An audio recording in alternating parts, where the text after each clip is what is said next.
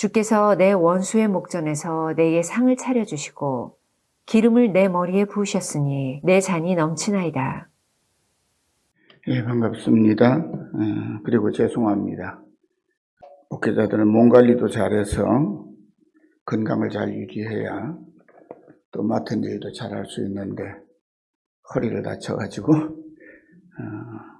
한 주간을 한 달에 한 번은 그 시간도 지키지 못한 것 아주 저의 불성실함이고 불충성됨이라 생각이 듭니다. 예전에 선배 목사님들이 젊은 교육자들에게 건강 잘 지켜라, 건강해야 목회도 잘한다 그러셨는데 그런 마음이 이제 내가 내 몸 하나도 제일 못 챙기면서 그런 말 할 수 있을까 그런 생각도 해보았습니다. 그래도 다행스럽게 요즘 의술이 발달해서 요새는 척추수술을 하면 옛날에는 크게 째고 막 철심을 받고 막 그랬는데 요즘에는 간단하게 두 곳을 째서 기계를 넣어가지고 전부 싹 걷어내고 봉할 거 봉하고 끄집어내면 그 다음날부터 걸을 수 있습니다. 그리고 허리에 복대를 하고 꼭 전투에 나가는 장군이 갑옷 입는 것 같은 걸 하나 입고 그렇게 이제 몸을 회복하고 그러는 시간을 갖는데 저도 이 여름에 복대를 하고 한 2주 정도는 더 잘 요양을 해야 완전한 걸음을 좀 걸을 수 있을 것 같다 그런 생각이 듭니다.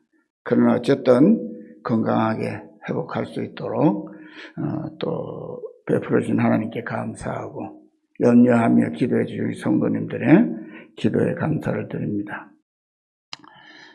지난 시간에는 벌써 2달 전이네요.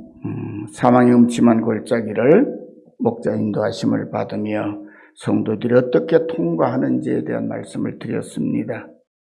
이는 우리의 일생의 여정을 어떻게 하나님이 인도하시는지, 주님이 인도하시는지에 대한 이야기이죠.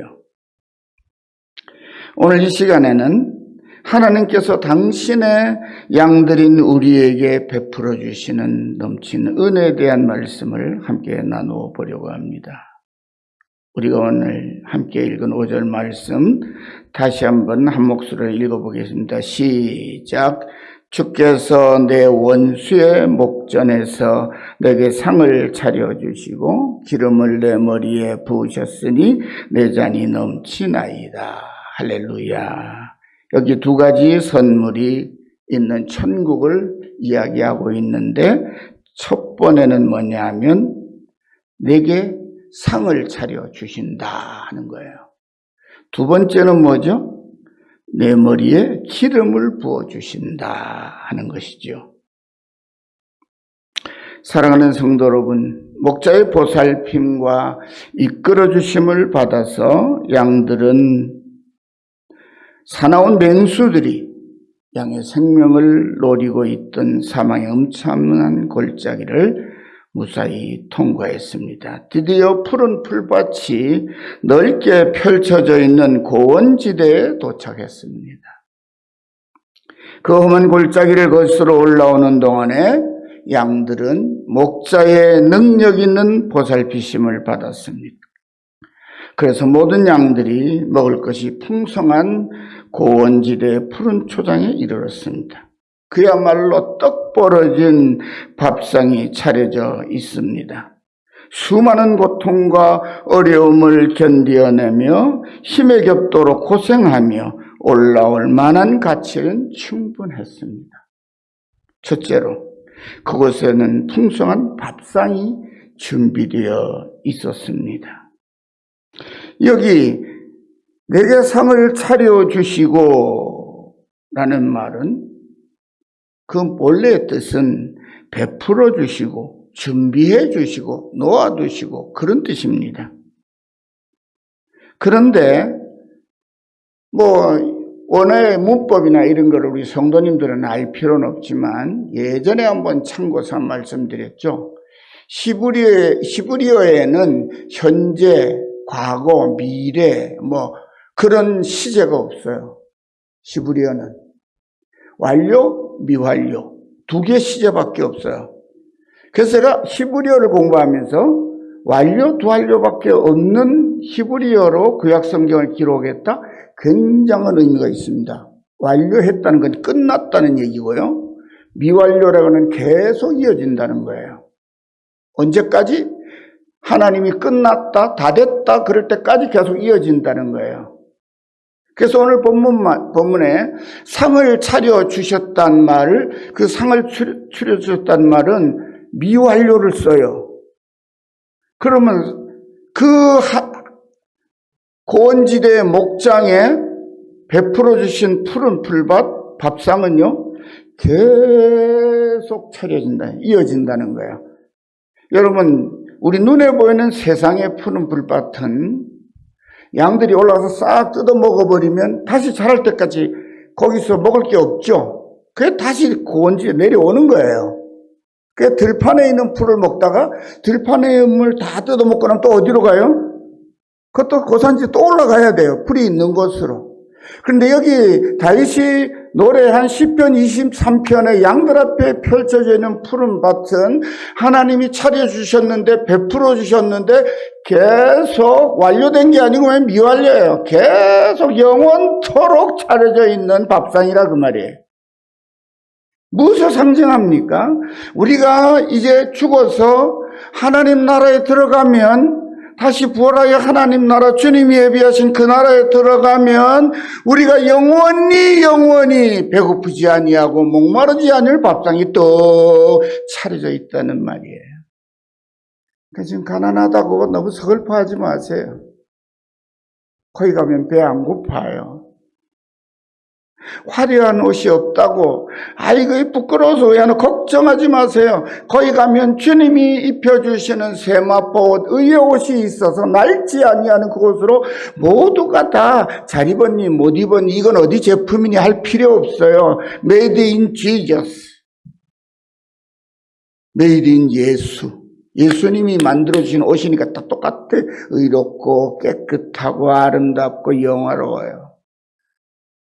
여러분, 부자는 오랜만에 잘 먹으려면 상이 떡 벌어지고 상다리가 휘어지도록 차려 먹죠. 다 먹지도 못하면서 산의 진미를 잔뜩 쌓아놓죠. 여러분, 그게 좋은 밥상일까요? 여러분, 옛날 왕들이 오래 살지 못한 이유가 뭐예요? 너무 잘 먹어서 오래 못 산 거예요. 백성들 가운데요, 못 먹는데도 질기게 사는 사람들 있죠. 요새는 한식이 옛날 우리 평민들이 먹던 그 투박한 밥이요, 영양식이래요. 건강식이래요. 여러분, 밥상은요, 음식은요, 재료가 신선하기만 하다면 그 다음에 뭐죠? 간만 맞으면 되는 거예요. 그게 제일 좋은 식사예요. 그걸 더 맛을, 본래 본연이가 하나님이 담아두신 그 맛 위에다가 내 혀를 속일 수 있을 만큼 특별한 맛을 자꾸 첨가하다 보면 그건 독이 되는 거예요. 하늘에 차려진 우리가 맞이할 그 상은요, 정말 우리를 영원토록 살 수 있도록 하는 좋은 건강한 주님이 만드신 밥상입니다.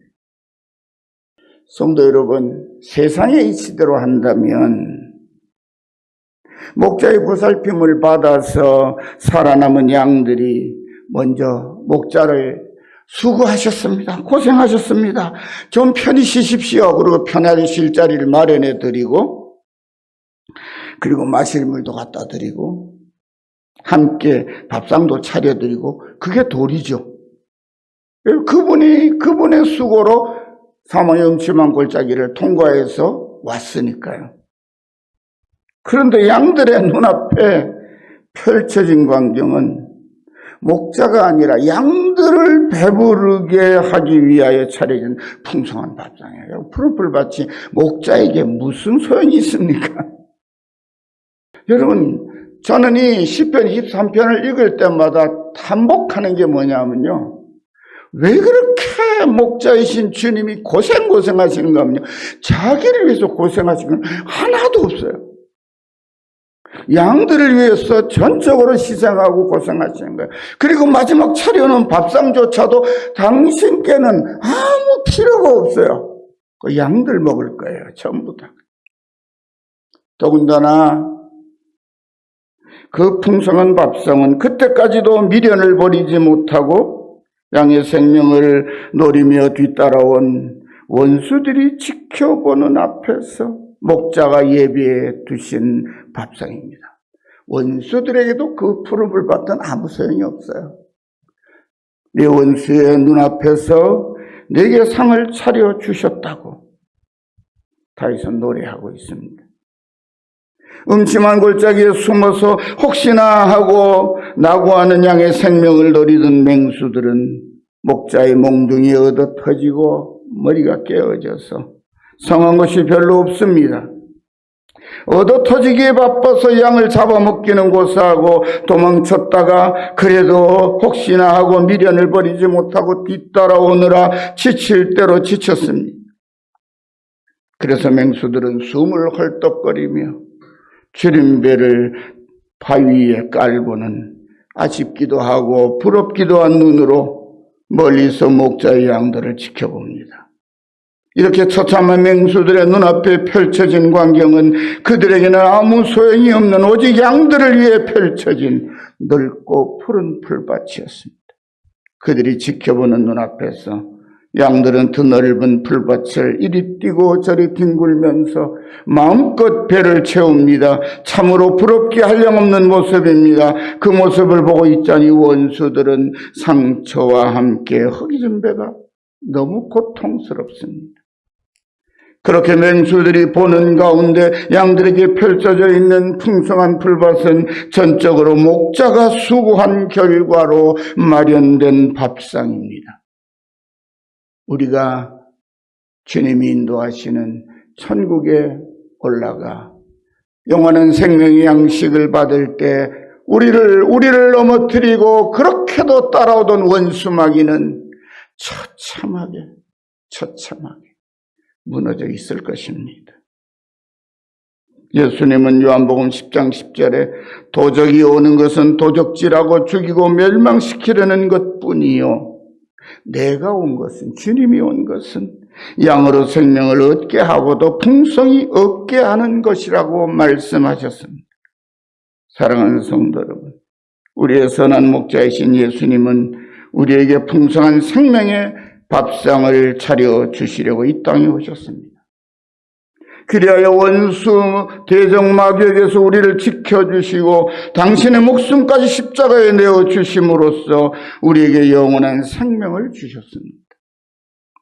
그렇게 우리에게 영원한 생명의 밥상을 차려주시려고 이 세상에 내려오신 예수님은 요한복음 3장 16절 17절에 하나님이 세상을 이처럼 사랑하사 독생자를 주셨으니 이는 그를 믿는 자마다 멸망치 않고 영생을 얻게 하려 하심이라. 하나님이 그 아들을 세상에 보내신 것은 세상을 심판하려 하심이 아니요 그로 말미암아 세상이 구원을 받게 하려 하심이라 말씀하셨습니다. 두 번째로 그곳에서 목자는 자신의 양들을 치료해 줍니다. 밥상만 차려준 게 아니에요. 기름으로 내 머리에 바르셨으니, 이 바르셨으니는 놀랍게도 앞에 차려주시고는 미완료라 그랬죠. 그래서 영원히 이어지는 것을 말씀한다고. 여기는 완료형을 써요.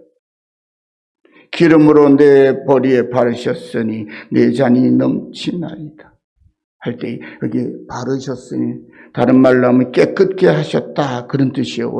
원문은 소생시키다 깨끗하게 하다 그런 말인데요. 완료형을 써요. 그럼 무슨 말이에요? 더 이상 치료할 것이 없다. 완전 치료 끝났다. 그 말입니다. 여러분 병약한 성도 여러분 장애를 가지고 계신 분들 그 무거운 짐을 내려놓으십시오. 장애를 가지신 분 중에 자기 장애를 원해서 얻은 것도 아니고 그걸 부끄러워하시는 분이 있어요. 왜냐하면 우리가 어린 시절에는 그런 사람이 참 많았어요. 저희 친구들 중에도 꼬마 때 들판에 가서 놀 데가 없으니까 땅 파고 놀고 땅굴 파고 놀다가 폭탄 뻥 터져가지고 다리 날아간 친구들도 있었어요. 왜냐하면 저희들이 태어나서 자랐던 1950년대에는요, 6.25 전쟁 끝난 지가 얼마 안 돼가지고요, 우리나라 산들 곳곳에 폭탄, 지뢰 이런 거 굉장히 많았습니다. 자기 가족들 먹여 살리라고 고철 캐러 다니다가 뻥 해가지고 돌아가신 어머니, 아버지도 계시고요. 그 부끄러운 게 아니잖아요. 그런데 놀랍게도요, 이상하게 멀쩡한 사람들이 그런 사람들을 장애인이라고, 요새 점잖은 말, 계신 분들에게 죄송합니다만, 뭐라 그랬어요? 몸이 병들었다, 병신이라고. 무시하고 막 이랬어요. 그래서 저 같은 좀 정의감이 있는 사람이 합니다. 친구. 너 친구한테 그게 무슨 소리냐? 사과해라. 그래가지고 괜한 싸움 많이 했어요, 어릴 적에. 눈티 반티 서로 줘 터지도록 싸우고. 네가 올린 내가 올린. 근데 걱정하지 마십시오. 쪼그라드시는 어르신들, 천국에 요대로 이제 죽고 가면 천국에서 부활해서 딱 뿅 하고 나타났을 때 어떤 모습일까 걱정되시지요? 쪼그라진 채로 나오면 아이 흉한데 걱정하지 마십시오. 제일 예쁜 모습으로 부활하실 것입니다. 우리 하나님께 심술 있는 분 아니에요. 당신의 아들을 내어주시기까지 사랑하신 하나님이 우리를 어떻게 부활시키실 것이다? 내 생애 가운데 최고로 예쁘고 최고로 멋진 모습으로 부활시켜요. 저는 그렇게 믿어요. 내 믿음대로 될지어다. 아멘. 그렇잖아요. 영원히 살려주실 건데 예쁜 모습으로. 누구도 누구보다 더 잘났다거나 누구보다 못났다고 말할 수 없도록 치료는 완결됐어요. 목자는 풍성한 풀밭에 양들을 풀어놓고는 이제 자기의 양들을 한 마리씩 살피기 시작합니다. 험한 골짜기를 지나오는 동안에 상처 입은 양들을 치료하기 위해서 한 손에는 기름 주머니를 들고 한 손으로는 한 마리 한 마리 머리를 살펴나갑니다. 많은 양들이 거센 바위와 수풀을 헤치고 오느라 온몸에 크고 작은 상처를 입었습니다. 머리가 찢어진 놈도 있고 나무에 찔려 피가 흐르는 놈도 있습니다. 목자는 조심스럽게 상처를 닦아내고 기름을 발라줍니다. 왜냐하면 그렇게 해야만 해로운 벌레들이 들러붙지 않고 상처가 속히 암으로 건강해질 것이기에 목자는 다친 양들을 모두 치료할 때까지 쉬지 않고 살피기를 계속합니다. 이거 참 놀라운 말씀입니다. 우리의 구원은요, 무더기 구원이 아닙니다. 이단자들이 특히 말하는 건 뭐죠? 자기네 교회에 오면 구원을 받는데. 천만의 말씀이요. 그럼 열린교회에 출석하는 사람은 다 구원을 받는다. 맞는 말일까요? 틀린 말일까요? 맞았으면 다 좋겠는데요. 맞는 말이기도 하고 틀린 말이기도 해요. 참으로 믿는 자가 구원을 얻습니다. 열린교회 아니라 세상에 유명한 부흥한다고 요란스러운 그 교회를 출석하는 성도도, 아니 그 교회 목사님도 부흥에 도취되어서 하나님을 믿지 않고 자기 생각대로 믿고 자기 생각대로 가르치고 자기 생각대로 말씀을 전하면요, 구원 없습니다. 하나님의 말씀대로 하나님의 뜻대로 힘들고 어렵지만은 고통이 있고 상처가 있지만은 주님을 바라보고 주님이 이끄시는 대로 믿음을 가지고 따라간 한 사람 한 사람이 구원인 거예요. 여러분, 구원은 따라합시다. 하나님과 나의 1:1 관계다. 하나님 앞에 내 믿음이 인정받지 못하면 우리 집사람 구원받는데 나 구원 못 받는 거예요. 우리 아버지 믿음이 정말 아차아차했죠. 왜? 돌아가시기 한 달 전까지 예수 절대로 시인 안 했으니까요. 근데요, 한 달 남겨놓고 하나님께서 그 마음을 고치시기 시작했어요. 그래서 그 입에서 스스로 뭐예요? 우리 어머니에게 이렇게 병간호하는 우리 어머니 이렇게 말씀해요. 나 같은 사람도 천국에 갈 수 있을까? 나 같은 엉망으로 산 사람도 하나님이 받아주실까?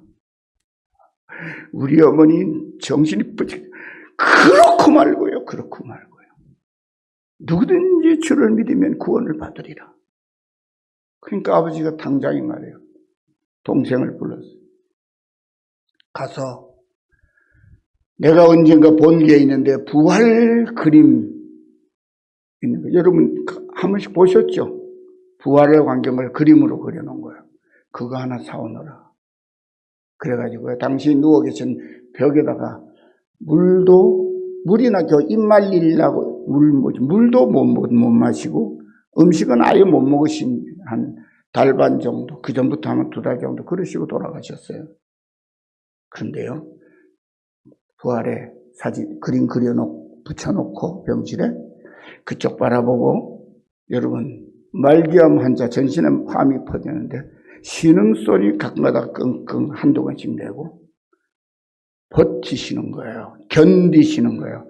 마약 주사를 막 놔주라고 병원에서 허가가 다 떨어졌는데도 간호사들 고생한다고 4시간마다 맞는 그것만 맞겠다는 거예요.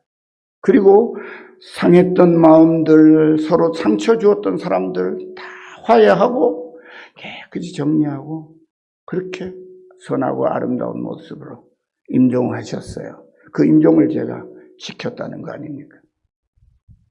사람들은 우리 어머니가 그러셨어요. 아버지가 하도 힘들게 하시니까. 제가 그때 장로 때인데 박장로 자네 아버지는 구원 받기가 어렵겠지. 극단적이시니까. 그래서 제가 그렇게 말씀드렸어요.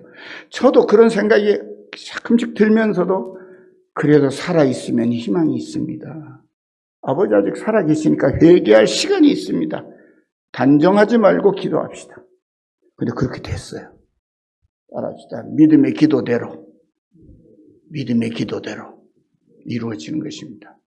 우리의 구원은 무더기 구원이 아니에요. 내가 하나님을 어떻게 믿느냐, 내가 하나님의 말씀을 어떻게 받아들이냐. 여러분, 목회 성공도요, 목회 포부 있을 수 있어요. 목회자가 꿈을 꾸면 원대한 꿈을 꿀 수 있어요. 근데 그 꿈이 하나님의 뜻하고 맞지 않으면 절대로 안 이루어져요. 근데 요란스럽지도 않아요. 조용해요. 언제든지 좀 모자라는 사람 같아요. 목사님 중에 그런 분들 더러 있죠. 그런데 그 교회가 평화롭고 은혜롭고 덕스럽고 아주 꾸준히 아이가 자라가듯이 자라가는 교회를 보죠. 그 왜요? 하나님께 초점이 맞춰 있으면 그런 거예요. 성도 여러분, 한번 상상해 보십시오. 지금 목자 자신은 사나운 짐승들을 물리치고 양들의 생명을 지키며 험한 골짜기를 올라오느라 숨이 턱에 차올 만큼 매우 지쳐 있습니다. 다친 곳도 많습니다. 왜? 사나운 맹수와도 싸우며 그 험한 골짜기에서 양을 잃어버리지 않고 보호하며 와야 되니까요. 한 몸 올라오는데도 힘든 골짜기인데, 하지만 자신이 생명처럼 아끼는 양들의 상처를 치료하는 일을 지체할 수는 없습니다. 그래서 자신의 지친 몸과 상처를 돌보지 않고 양들을 먼저 치료하고 돌봅니다. 우리는 이 광경을 머릿속에 떠올리며 양들을 향한 목자의 따뜻한 사랑과 거룩한 헌신에 감동을 받습니다.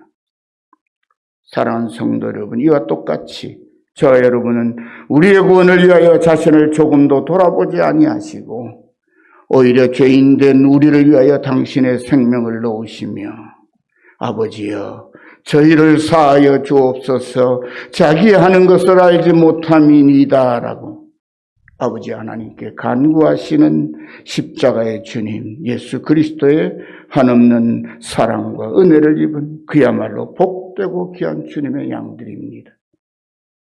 우리도 함께 그 놀라운 주님의 은혜와 사랑을 한 목소리로 찬양합시다. 할렐루야.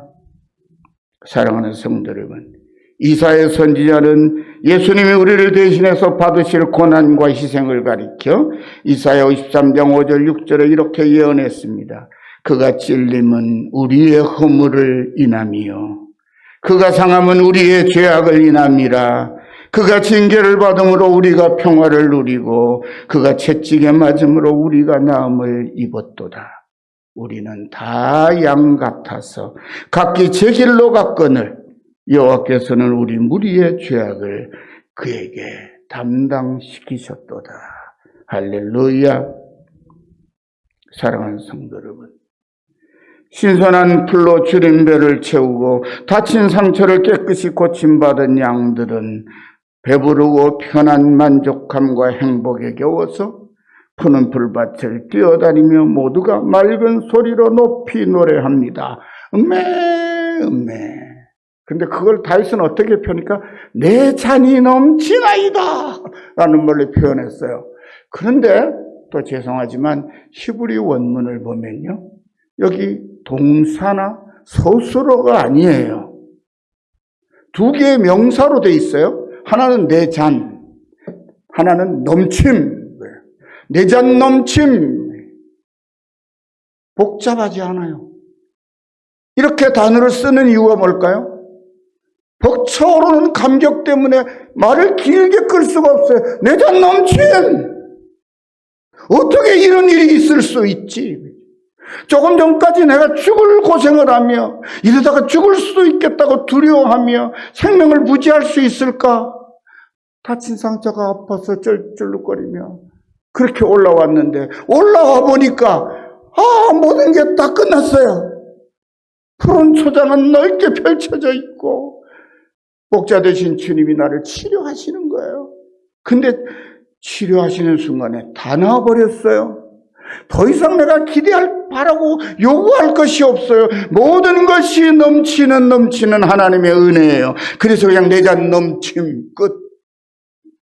여러분, 우리가 신앙생활 할 때요, 주님의 은혜에 대한 이런 감격이 있어야 돼요. 더 말할 게 없어요. 말로 표현할 수 없는 감동, 감격. 그런 것을 한 번씩은 경험해 보셨지 않아요? 다 지금은 있고, 내가 왜 이리 힘드노? 왜 이리 나는 인생이 고달프노? 그러고 있지만, 그래도 우리가 하나님을 섬기는 믿음의 아들, 딸로서 사는 그 어느 날인가는 그 은혜를 하나님이 내게 베푸신 은혜가 족하고 넘쳐서, 할 말을 잊고 감격했던 때가 있잖아요. 여러분이 그런 감격의 시간이 기억 속에 하나도 없다면 그런 감격을 달라고 주님께 기도하십시오. 더 이상 다른 건 필요 없습니다. 당신 한 분이면 족하고 당신에게 베푸신 은혜와 사랑과 돌보심이면 끝입니다. 더 이상 필요한 거 없습니다. 그게 내 잔 넘치나이다라는 말씀의 의미예요. 사랑하는 성도 여러분, 이 감격이 없기에 예수를 믿으면서도 자꾸만 주님의 뜻을 따르기보다는 내 생각을 자꾸 드러내는 거예요. 내 주장을 자꾸 하게 되는 거예요. 옛날에 선배들은 그랬어요. 주님을 한번 되게 만나야 된다. 그래서 그 주님 앞에 깨어져야 된다는 거예요. 그게 무슨 얘기냐? 주님 앞에 깨어지면 내가 무너지고 없어지는 건데요. 그렇잖아요. 얼마나 쪽팔려요. 깨어졌는데. 근데 주님 앞에 깨어지면요, 그게 내 잔 넘침인 거예요. 우리가 왜 자기 생각 결정을 자꾸 하느냐? 주님의 은혜가 얼마나 풍성하고 크고 놀라우고 영원하고 완전한 것인지를 경험하지 못해 놓으니까 맨날 뭐가 아쉽고 모자라는 거예요. 그러니까 자기 생각에 이게 채워지면 좋겠는데, 요것만 내면 내가 목회를 잘할 수 있는데, 내가 이렇게만 되면, 목사님이 이렇게만 해주면 내가 신앙생활 잘할 수 있을 때, 자꾸 그런 생각이에요. 문제는 내게 있는 게 아니고 다른 사람에게 있다고 생각하는 거예요. 내가 주님의 은혜를 온전히 누리지 못한 이유는 세상에게 있는 게 아니에요. 친구에게 있는 게 아니에요. 마음에 안 드는 성도에게, 마음에 안 드는 목사님에게 있는 게 아니고, 내가 주님의 은혜를 온전히 깨닫지 그 은혜에 감격하지 못하는 가장 큰 이유는 뭐예요? 누구에게 있다고요? 바로 나에게 있어요. 내게. 주님 앞에 내가 완전히 굴복되지 못해서 그런 거야. 그 주님의 은혜로 족한 줄을 모르기 때문에, 넘치고도 넘치는 은혜를 받았는데 그걸 아직 알지 못해서 그래요. 그보다 더 크고 그 하나님의 은혜로 구원 얻은 것 이상의 무언가를 기대하는 거예요. 근데 그 기대하는 게 뭔가 봤더니요, 욕심이에요. 세상 거예요, 세상에. 내가 목회를 잘하는데 세상에서도 알아주는 목사였으면 좋겠다 이거죠. 주님이 알아주는 거 이제 관계없어요. 내가 이만하면 주님 알아주시는 거니까 주님이 알아주실 거야. 내가 이만큼 됐으니까. 이제 세상 사람들이 좀 알아주는 목사가 돼야 되겠는데 세상 사람들이 알아주기 시작하면 여러분 죄송한 말씀입니다. 훌륭한 목사님들한테 죄송하지만 세상 사람들이 알아주는 거에 만족하고 취해 있는 순간에 주님의 은혜가 얼마나 좋았는지를 잃어버린 거예요. 주님의 은혜가 좋은 줄 알면요. 그런 거에 관심 없어요. 저 솔직히 훌륭하지도 않은 목사지만요. 저는 그래서 훌륭한 목사님 별로 안 부러워요. 큰 교회 목사님을 부러워해 본 적이 없어요. 성공한 목사님처럼 되어보겠다는 건 꿈에도 신학생 시절부터도 안 꿨어요. 제게 주신 하나님의 은혜는 뭐냐면요. 주를 위하여 길이 참고 엎드리며 주님의 온유함과 겸손을 배우는 일에 정진하는 것. 그게 저의 목회의 목표고 신앙생활의 목표였어요. 그래서 제가 목회의 열매로 거두어 놓은 것이 화려하든지 화려하지 않든지 관계없어요. 왜냐하면요. 저는 온갖 조미료가 가득한 음식도 좋아하지만 그것도 한 번쯤이죠. 그거 두 끼, 세 끼 먹으면 못 먹습니다. 그냥 간이 딱 맞는 내 입에 간만 잘 맞으면 간이 조금 안 맞으면 그럼 어떻게 해요? 조금 짜면 제가 물 좀 더 왜 이렇게 짜? 그러고 집사람한테 뭐라 안 그러고 내가 물 조금 더 넣는 거예요. 싱거운 반찬 조금 더 섞어 먹으면 간이 맞춰지죠? 그렇게 먹는 거예요. 밥 한 술, 맨밥 한 술 더 뜨면 돼요. 간이 싱겁다 어떻게 해요? 가서 소금 가져와서 조금 간하면 되는 거예요. 그렇게 먹었는데도 체중이 80kg나 나가요. 쌀한가마니를 짊어지고 다니느라고 허리가 고생했나 봐요. 여러분, 주님 한 분만으로 족할 수 있어야 합니다. 그래야 감격이 생깁니다. 믿음의 감격을 체험하지 못한 이유는 뭐냐면요. 주님 한 분만으로 만족하지 않고 주님 주신 은혜 위에다 뭔가를 자꾸 또 보태야만 될 것 같아서 만족하지 못하는 거예요. 예수님은 당신께서 우리의 처소를 예비하고 떠나신다는 그 말씀을 듣고 주님 떠나면 어쩌나 해서 근심에 빠져있는 살아가는 제자들에게 이렇게 말씀합니다.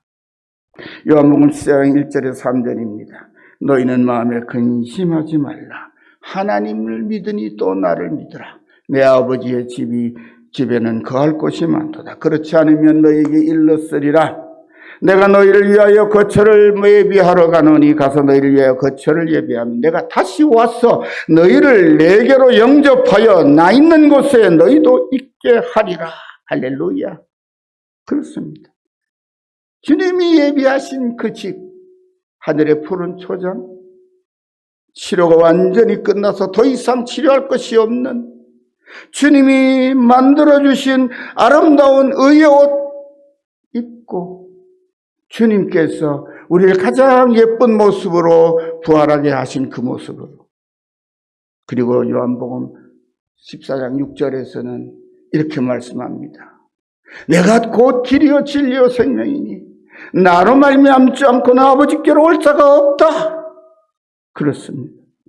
구원의 푸른 초장이 목자가 양들을 위해 미리 찾아서 준비해둔 선물이듯이 우리의 구원, 우리가 그토록 간절하게 들어가기를 원하는 천국은 우리가 무언가를 잘해서 보상을 받는 것이 아닙니다. 여러분, 성도들 가운데 성경에 그런 말씀이 가끔 나오니까 뭔가 큰 상을 받을 것에 대한 기대들이 엄청 많아요. 한번 제가 여쭤볼게요. 상이 좋습니까? 은혜가 좋습니까? 은혜가 좋은 거 맞습니까? 확실합니까? 안 그렇던데요. 다른 사람들은 상 받기를 원하던데요. 제가 설명을 드릴게요.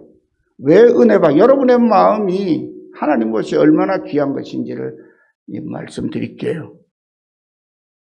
아버지 하나님께서 아들 예수님을 통해 하나님의 아들, 딸로 부르신, 그래서 주님이 가신 길을 따라가는 신실한 믿음의 자녀들을 위해 준비해 주신 은혜의 선물이 바로 천국입니다.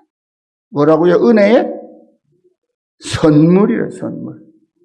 학생이 공부를 잘해서 시험을 잘 치고 점수가 높으면 순서대로 뭐 주죠? 성적 우수상, 장학금 이런 거 줍니다. 다시 한번 상은 뭐예요? 열심히 잘한 사람이 받는 게 상이에요. 반면에 선물은 뭐죠? 탐물은 잘했느냐 못했냐의 문제가 아니고 그 사람과 내가 무슨 관계냐에 중요한 거예요. 여러분, 손주들이 명절에나 언제나 집에 옵니다. 할아버지 보러. 와서 집 유리창도 깨놓고 마당도 어질러놓고 가구에다가 온갖 흠집도 안 했고 가도 갈 때 어떡합니까? 요즘에는 간들이 커져가지고요. 꼬마 초등학생한테 5만 원 줍니다. 너 사고 싶은 거 사라고. 그게 뭐죠? 그게 상입니까? 너 우리 집 많이 깼으니까 주는 상입니까? 그건 선물이에요. 근데 왜 선물을 줘요? 걔가 내 손주니까. 내 손주니까. 사랑스러우니까. 말썽을 피워도 잘 자라는 게 보니까 기특해서 걔가 깨놓은 유리는 내가 치우면 되고 걔가 상해놓은 건 내가 잘 닦아서 보재기 하나 덮어놓으면 되니까. 문제 안 돼요. 잘못하고 실수하고 망치고 한 거 뭐 전혀 문제가 안 된다니까요. 그 이 땅에서 자라고 살아가느라고 일으킬 수 있는 일이니까요. 근데 이 녀석이 내 새끼예요. 내 사랑하는 아들의 아들이고 내 사랑하는 딸의 딸이고 그래요. 그러니까 말썽 피우고 돌아가는데도 선물도 한 보따리, 돈도 한 푼 지어주는 거예요. 따라합시다. 선물은 나와 관계 있는 애에게 주는 거다. 그러면 구원이 선물이라고 하면 우리가 그분의 뭐기 때문에? 예수로 말미암아 아들이 되었고 딸이 되었기 때문에 거저 주시는 거예요. 우리가 잘못해요. 실수 많이 해요. 예수 믿고도 못된 짓 많이 해요. 그래도 회개하고 아버지밖에 없습니다. 아버지밖에 없습니다. 난 아버지 아들 아니에요. 난 아버지 딸입니다. 그러면은요, 그 믿음 보시고 그냥 주시는 게 뭐라고요? 구원이에요. 구원이라는 하나님의 선물이에요. 따라합시다. 상보다 선물이 대단한 거다. 그죠? 우리는 다 그 은혜를 선물로 받은 사람들이죠. 바울 사도는 에베소 2장 8절 9절에 이렇게 진리를 가르칩니다. 너희는 그 은혜에 의하여 믿음으로 말미암아 구원을 받았으니 이것은 너희에게서 난 것이 아니요 하나님의 선물이라. 행위에게서 난 것이 아니니 이는 누구든지 사랑하지 못하게 함이라. 오, 그렇습니다. 예수 믿어서 구원 얻은 감격이 있으면요, 절대로 자기를 드러내지 못해요. 다른 드러내지 않아요. 왜? 그 자기 공로로 받은 상이 아니라는 걸 알기 때문에 그래요. 옛날에 어떤 성도가요, 등록을 하면서 저보고 그랬어요. 목사님, 저는 이래봬도요, 믿음이 신실하고 좋은 사람입니다. 그래요. 그래서 참 대단한 분이다. 믿음이 신실하긴요, 개떡 같던데.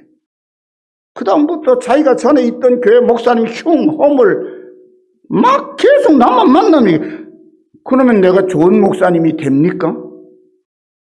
세상에 난 그런 성도 처음 봤어요. 그러더니 열린 교회를 위해서 대단한 헌신을 할 것처럼 얘기하더니 몇 달이 지나서 잘 안 나오다가 하루는 찾아왔어요. 목사님, 제가 보기에 목사님은 완고하신 분입니다. 제가 그런데 잘 안 흔들리거든요. 우리 교회 저를 흔들러 온 안수 집사님들, 장로님들 여러 분 있었어요. 저를 흔들어서 우리 교회 대장 노릇 한번 해보겠다고. 저는 그런 사람에게는 별로 관심이 없어요. 갑자기 어느 날 11조를 막 100만 원, 몇십만 원 막 그것도 매주일마다 막 하는 거예요. 회계 집사님이 놀래가지고 목사님 이분이 왜 이래요? 그래서 정신이 좀 나간 모양인 것 같다. 그냥 가만히 하나님께 바친 거니까 받아서 교회 재정에 잘 쓰고 그분 인격적으로 잘 대접해드리고 그러라고. 했더니 아니야 다를까 1년도 채 안 돼서 다 뭐라고 투덜투덜 가요. 그런데 제가 그들에게 동조한 적이 없으니까 뭔가 핑계 댈 게 없으니까 그냥 조용히들 나가요. 우리 김 목사님에게 들으라고 한 얘기입니다. 그런 사람 올 때 너무 반응을 보이고 또 좀 힘들고 그런 사람 너무 그 때문에 힘들어. 그래서 감정을 드러내다 보면요. 그분들과 헤어질 때 불편하게 헤어져요. 안 좋은 소문을 퍼뜨리고 헤어지게 돼요. 그런데 꿀먹은 봉우리처럼 그냥 예의 있게 대하고 겸손히 대하면 할 말이 없어요. 핑계 댈 게 없어요. 그럼 조용히 핫바지 뭐 새듯이 그냥 잘 나가는 거예요. 여러분, 우리는 은혜로 말미암아 구원 얻은 사람들이니까 내 거 내세울 때 아무것도 없다는 거예요. 제가 은퇴를 한 지 이제 1년, 2년이 다 돼가죠. 이 교회를 강단에 떠난 지가. 많은 분들이 그래요. 목사님 수고하셨다고. 교회를 그만큼 세워놓으셨다고. 그거는 하나님의 은혜죠. 하나님 신 선물이에요. 제가 만들어 놓은 그래서 받은 상이 아니에요. 그래서 지금 교회가 많은 어려움을 겪고 있고 힘들고 누가 보기엔 저는 낙심하지 않습니다. 왜요? 제가 교회를 개척했을 때는 이 사람들보다 훨씬 적었으니까요. 교회 시작했을 때요. 우리 가족들 전부 우리 가족들만 6이었거든요. 우리 가족들 제외하고 90세가 넘으신 노인부터 중풍에 걸려서 일일이 모시고 다녀야 되는 교인들부터 이런 사람들 다 모아서 전부 환자고 병자 같은 사람 모아서 그래서 15명 세례교인 돼가지고 시작부터 등록교회로 딱 세울 수가 있었거든요. 그것도 하나님의 은혜예요. 교회 세워놓고 충분히 교회가 안정될 만하니까 이 교회를 세우는데 기도하셨던 노인들이 한 분 한 분 돌아가시는 거예요. 우리 어머니 장애를 다치셔서 절룩거리면서 새벽기도 맨날 하셨는데 그 어머니가 교회 설립하고 딱 5년이 채 지나지 않아서 5년째가 되던 해에 1월 16일 날 하나님이 데려가셨어요. 그까지 기도하시다가 교회가 세워지도록 끊임없이 기도하게 하시고는 또 하나님 주신 선물이죠. 여러분, 성도도 하나님이 목회자에게 주신 선물입니다. 여러분, 하나님께 받은 선물을 함부로 다룰 수 있어요, 없어요? 절대 그렇게 못 다룹니다. 제가 자주 말씀드렸죠. 여러분 한 분 한 분은 누구하고 무게가 똑같다? 예수님과 무게가 똑같아요. 예수님이 당신의 생명 내어주시고 여러분 한 분을 살려내신 거예요. 한 분 한 분을 다 그렇게 살려내신 거예요. 예수님이 무대기로 살려내신 분이 아니라고요. 오늘 본문 말씀에서 여러분이 꼭 기억해야 될 것은 목자가 하늘의 초장에 도착해서 양을 한 마리 한 마리 살펴서 다 치료하신다는 거예요. 당신은 당신을 치료하시지 않고요. 그렇게 우리를 살려놓으신 하나님의 아들이고 딸입니다. 그래서 제가 옛날에 설교서에 우리 다 한번 해봅시다. 내가 이래봬도 그런 사람이라고. 그런 신앙적 자긍심이 있어야 돼요. 우리 교회가 자꾸 초라해서. 여러분 놀라지 마십시오. 우리가 오늘 저희 부부가 둘이 이곳에 왔으니까 온숙교회는 주일 예배에 10명 모여서 목사님, 사모님 다 더불어 10명 예배 드립니다. 우리가 가면 12명이고요. 근데 그 교회 교인들요. 얼마나 신앙적 자긍심들이 단단한지 아십니까? 낙심할 만도 하잖아요. 교회가 설립된 이후로 재정적으로 자립해 본 적이 30몇 년 동안 한 번도 없어요. 지금도 우리 교회가 성경 보내죠? 그런데 그들이 신앙적인 자긍심은 누구보다 단단해요.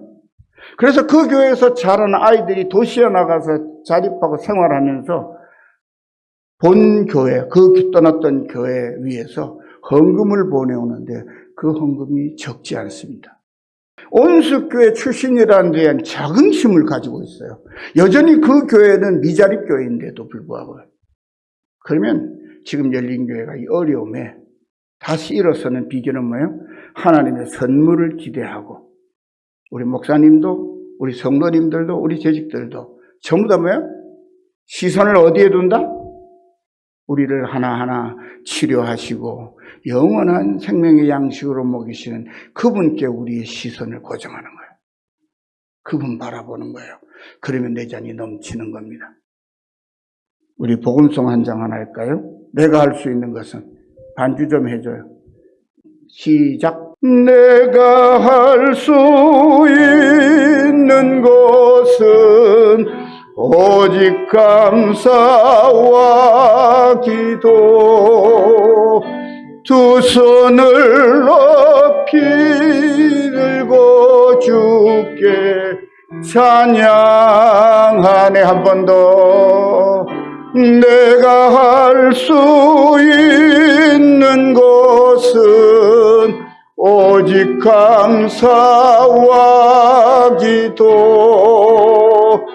두 손을 높이 들고 주께 찬양하네. 한 번 더. 내가 할 수 있는 것은 오직 감사와 기도. 두 손을 높이 들고 주께 찬양하네. 하나님 감사하고 감사합니다. 받은 은혜를 생각하면 우리의 마음에서 아심이나 원망이나 불평이 다 사라져야 할 터인데 아직까지 저희들의 심령 가운데는 무엇인가 우리의 뜻대로 바라는 기대감과 그것이 이루어지 못한 아쉬움과 원망 같은 것이 우리의 심령을 일그러뜨리고 주의 종과 성도들이 주의 종과 그리고 성도들과 성도들이 주 안에서 한마음으로 내 잔이 넘치나이다 라고 하는 만족한 찬양을 부르지 못하고 있습니다.